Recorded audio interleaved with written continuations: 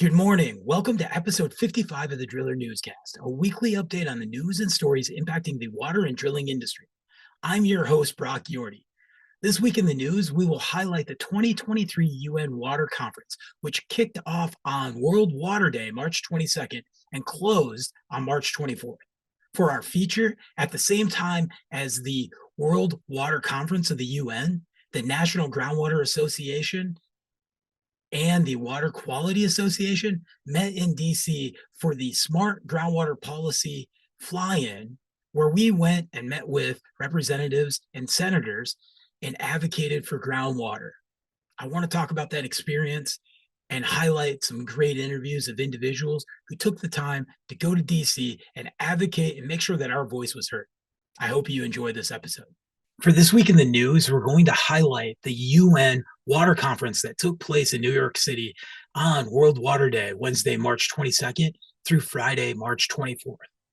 The results and studies that have happened since the last major water conference the UN held directly on water from the 70s is staggering. The global urban population facing water scarcity is projected to increase from 933 million to 1.7 and as high as 2.4 billion people, or 1/3 of our global urban population by 2050, with India projected to be the most severely affected. 20 years ago, an estimated 1.6 billion people lived under conditions of economic water scarcity. This is from a comprehensive assessment of water management and agriculture from 2007. I want you to think about everything that's happened since 2007. And that's why this study remains unclear whether this number has gone up or down. Currently, about 25% of the global cropland are under agricultural economic water scarcity, where the lack of irrigation is due to limited institutional and economic capacity instead of hydrogeologic constraints. And this is from Rosa 2020. Think about that. The water's there. Who's going to drill for it? Who's going to build the water infrastructure?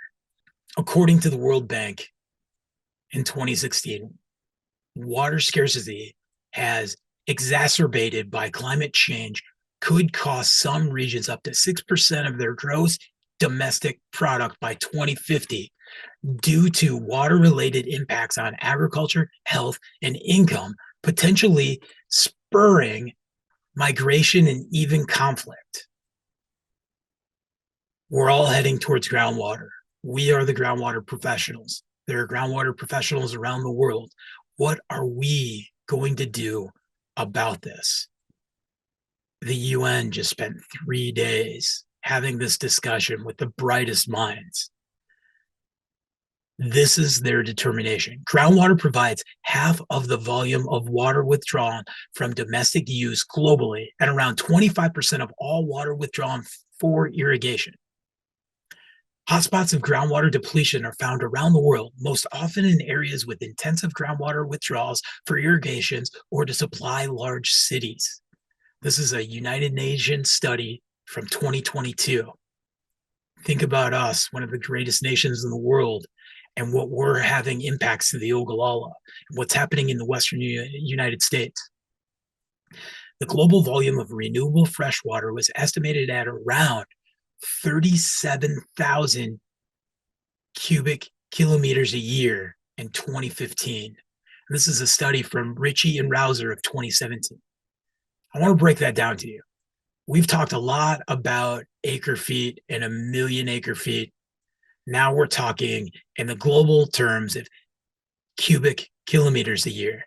1.24 cubic kilometers of water is equivalent to 1 million acre feet of water, which we know is just over 325 billion gallons of water. The United States in irrigation industry and municipalities and human consumption uses 1 million acre feet of water a day.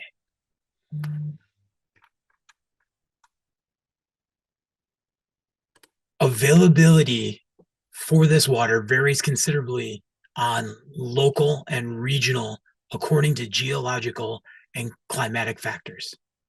Season variations in water availability is the main driver of water storage needs. It can be as important as a factor as the total annual availability to these communities. Again, we see this all the time with the Western United States, and now we're seeing droughts in the Southeast. Heck, even the state I live in Michigan, 70% of the population, which is primarily the east side of Michigan, is experiencing some sort of drought. The first consequences of scarcity is increasing use and depletion of groundwater. Sounds familiar, right, everybody? The rate of groundwater storage depletion is estimated to be between 81 million acre feet to double as much as 162 million acre feet a year globally. This is accounting for 15 to 25% of all groundwater withdrawals. Again, a United Nations study from 2022. Now you can understand why NASA is so curious about mapping our groundwater, why the United States Geological Survey is focusing so much on groundwater, what contaminations are happening, how much withdrawal.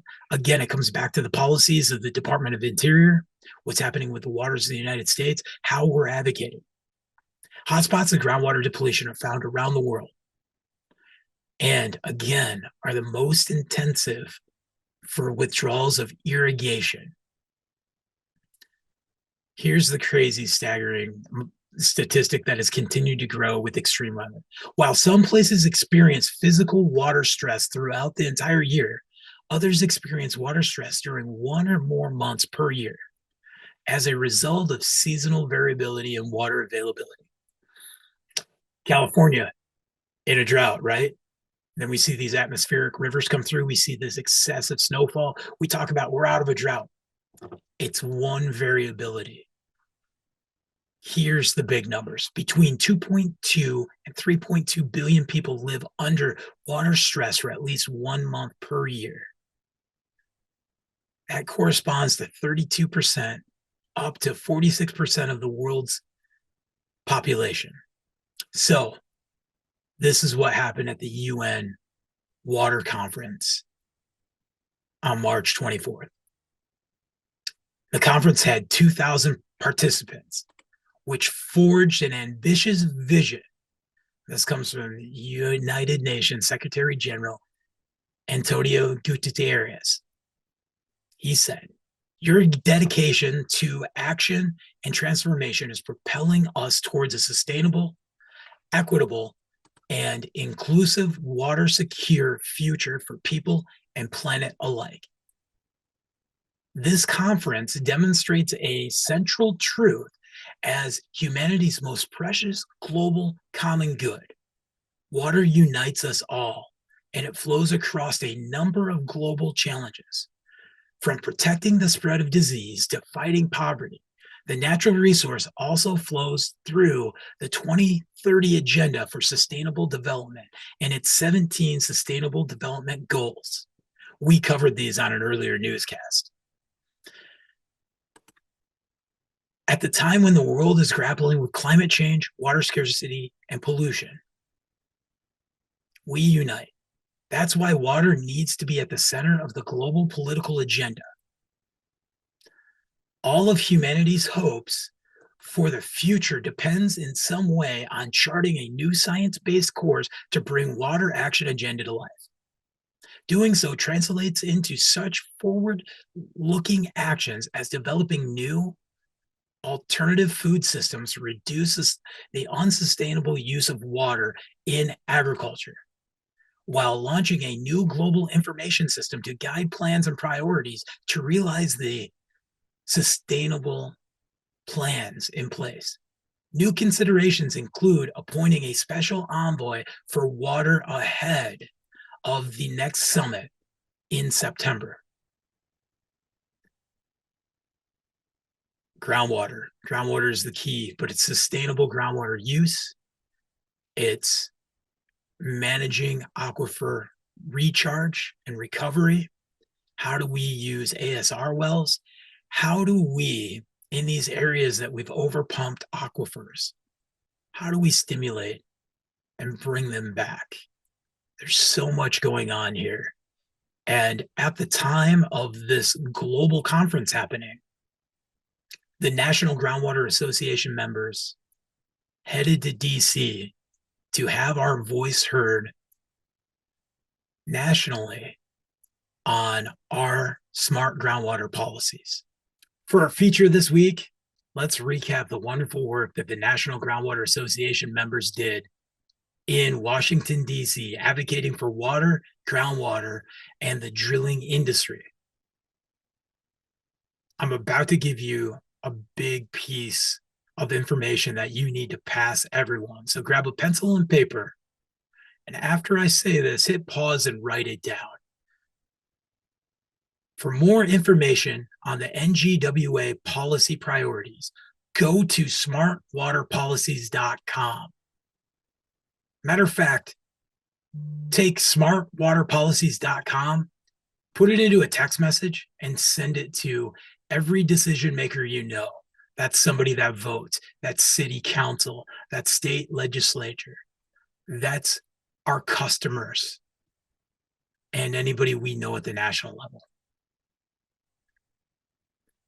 At the Smart Groundwater Policies Fly-In, we advocated to Congress to take action and access to clean and safe water in rural America.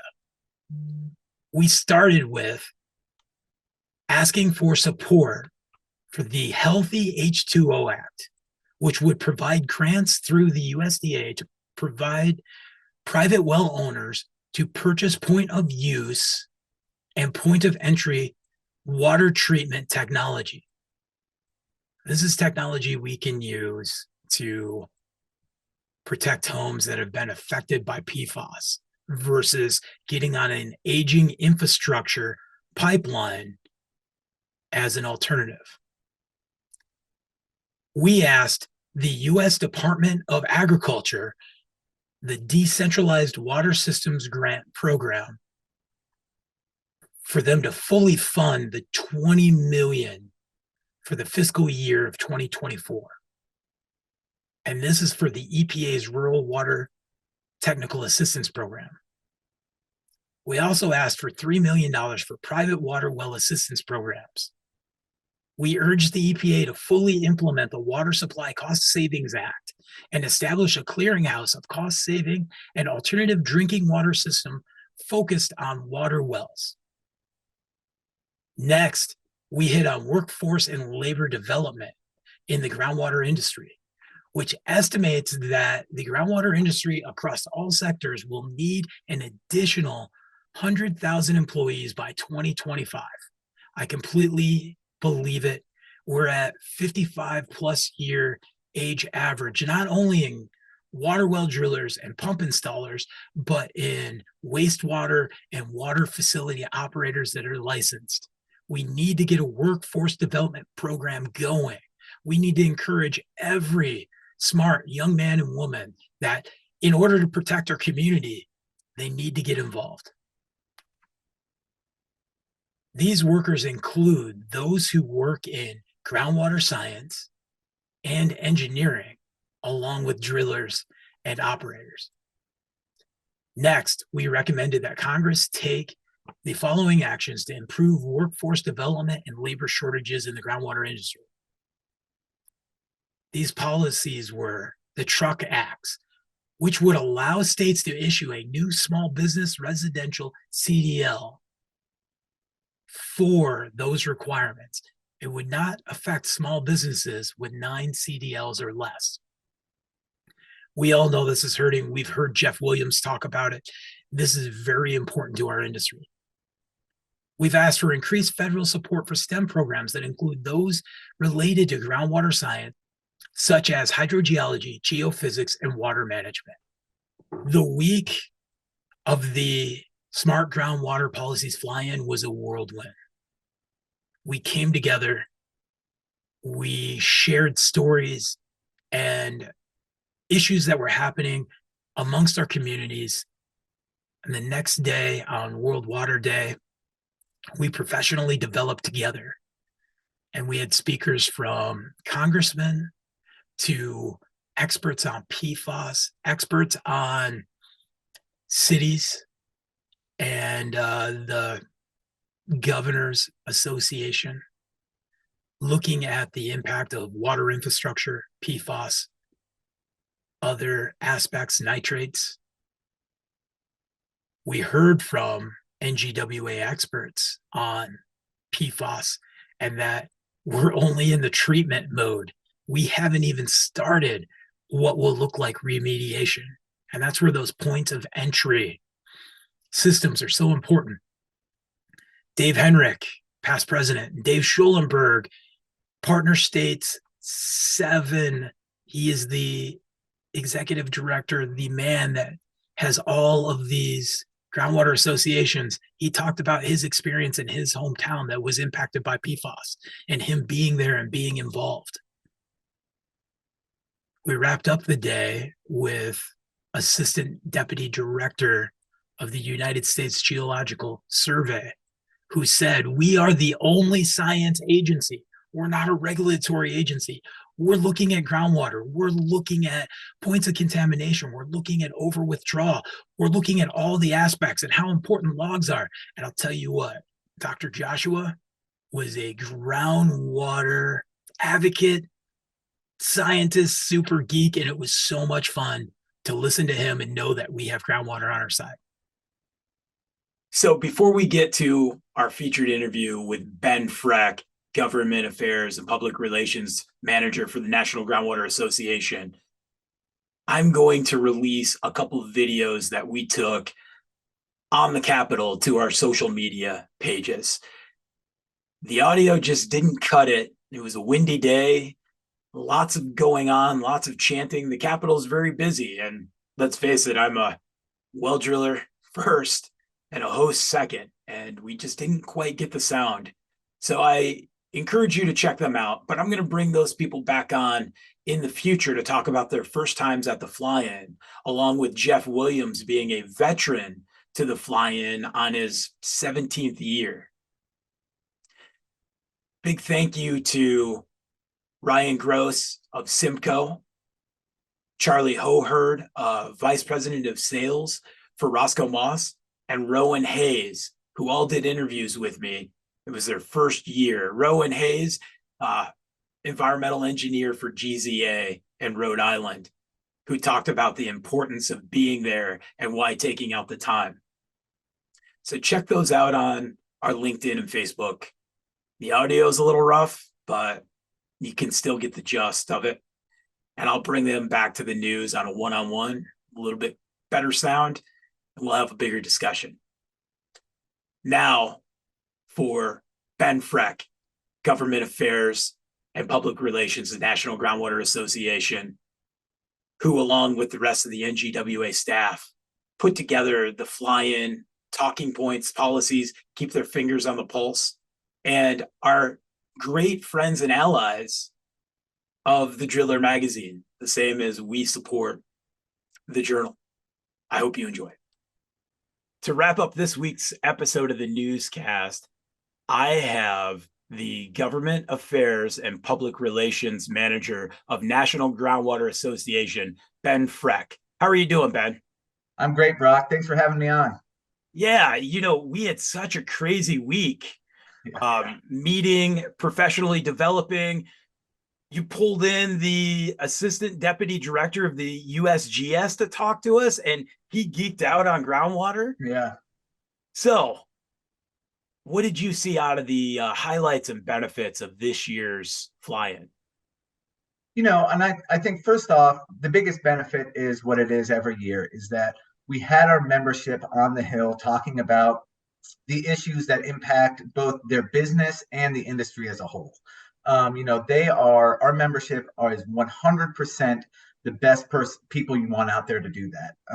We had an issue portfolio this year from everything from workforce development to CDL licensure to, increasing regulatory environment around groundwater.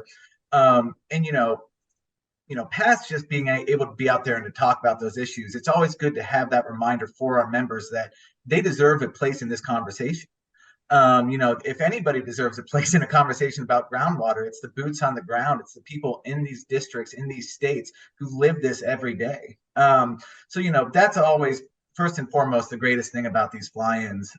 But past that too, I think we've really made an impact on some of these issues. The with the ag bill going on right now, and with this PFAS MCL coming out, this was a really prime time to be in DC. I was really happy that we got to be there talking about groundwater conservation. And then, of course, what we talk about every year is how important water wells are to rural water infrastructure, and how there is still just an embarrassingly small amount of support to private well owners and to maintain their water wells from the federal government. I think it's very important with 43 million Americans having private water wells, plus, the municipal systems that have water wells. But really, if we look at that from the size of our population, and you look at there's 150,000 water utilities out there, with only 15,000 of them feeding about 90% of our population.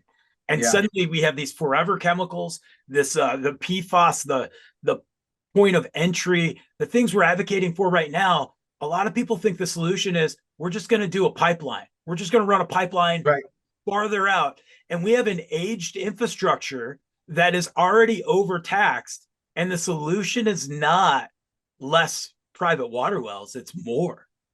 Yep. And I think that's exactly right. And it's more support both at the state and the federal level for people to rehab their well, for people to use point of entry, point of use water technology. In the last 2 or 3 years, and they talked about this, Kristen from state legislators talked about this, the states have noticed this.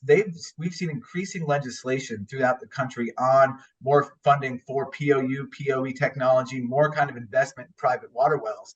But what we need to do at the federal level is get their investment up, and also kind of unchain some of the federal regulatory money of where that can be spent, so it can be spent more on water wells.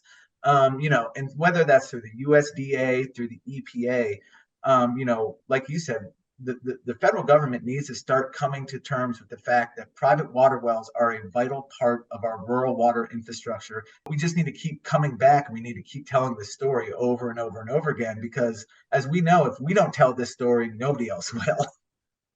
And that follows right back into having our voice heard, showing up on the Hill, advocating for our industry.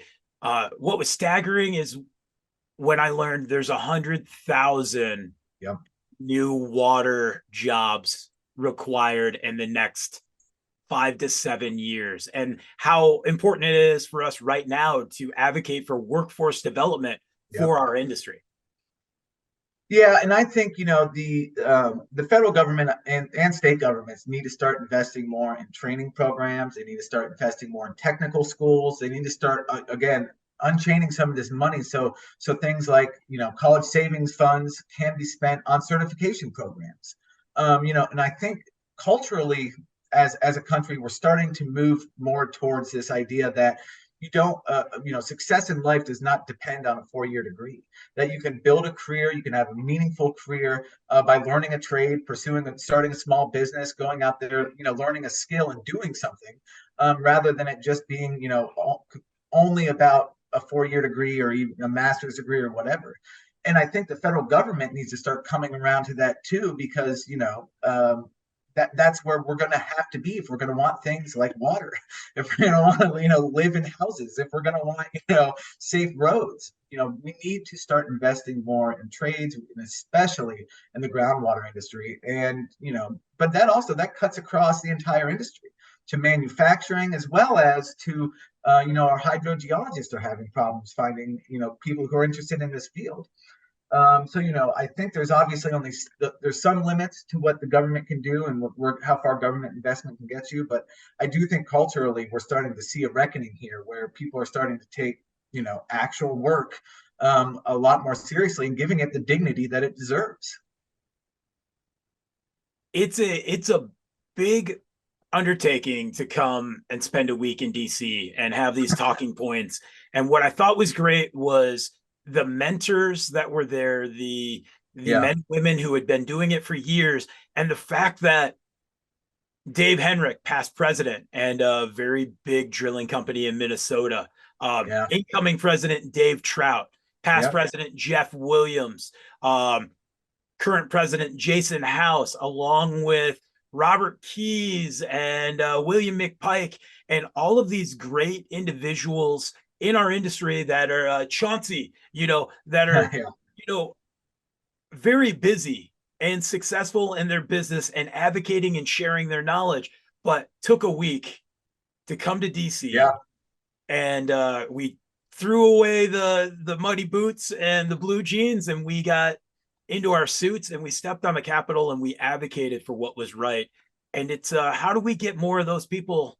How do we get more of our membership out? It was such a great time, and it's it's awe-inspiring. I think it's beautiful when you make water come out of the ground. It's one of those things that I say that is spiritual. Once you've experienced it, it's a high. But I'll tell you what, walking from the hotel towards the Capitol and seeing the Capitol, you get goosebumps thinking, I'm right now directly having my voice heard Yeah.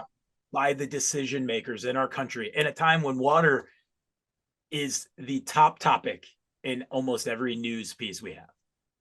Yeah. And I think, all the guys, girls you just mentioned are some of the, greatest groundwater professionals out there.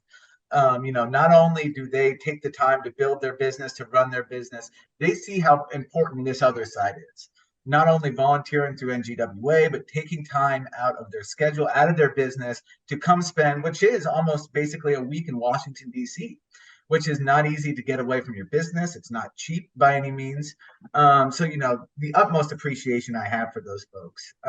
And if for no other reason, then we had this year, which dare I say I was proud of this, was, we had, I think, around 10 completely new people to fly in. People who have never been to DC, people who have never been a part of an NGWA event before, even, and they chose to come to fly in. What I think has to happen to get these people out there, I think, we're going up somewhat of a big hill with our membership. One, all of our guys are just so busy. You know what I mean? Especially, our contractors, our manufacturers, our suppliers, everybody could, use another 20 hours in the day and still not have enough time to, fill their backlog of projects. Then, I think that there's also somewhat of a cultural barrier we have to get over where, this isn't necessarily groundwater week. This is, there's a part of this where you're putting on a suit and you're going and you're walking around the Capitol, you're going walking around these buildings, which a lot of people just don't feel comfortable in or think they don't have a place in, which is, utter bullcrap. This is the people's house. This is where we're supposed to be talking about our issues. So, I think there's, those are a couple barriers. We can't give anybody more time. We may be able to find a way to subsidize some of the cost of it, which is something I would definitely like to do. But the other thing I think what we could be doing more is all the guys you just mentioned.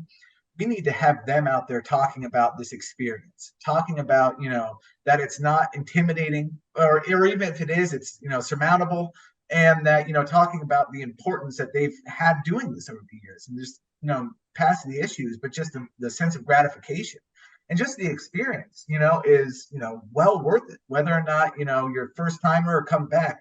There's nobody, including me, who spent a lot of time on the Hill, who doesn't get a little bit of a pinch of, this is really something special that we're doing every single time I do it. So, and I think that's something that we should explore more, is kind of having the folks who've been there coming back and the new timers doing a little bit more of the outreach and the advocacy, rather than me just sending an email saying, hey, this is going to be great, blah, blah, blah, blah, blah.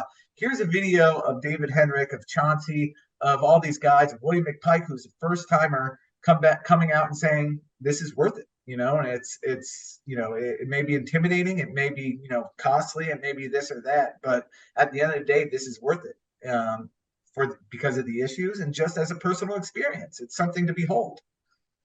I am going to continue to advocate that we start our first quarter in DC, advocating at the fly-in, and we wrap our year up celebrating at the national conference and enjoying. And then we just repeat it. And it's a great way for us to start our year, and it's a great way for us to close out our year. Any last thoughts? Do you Yeah. get to rest a little bit after all of the legwork you did at contacting all these different people and setting this whole thing up?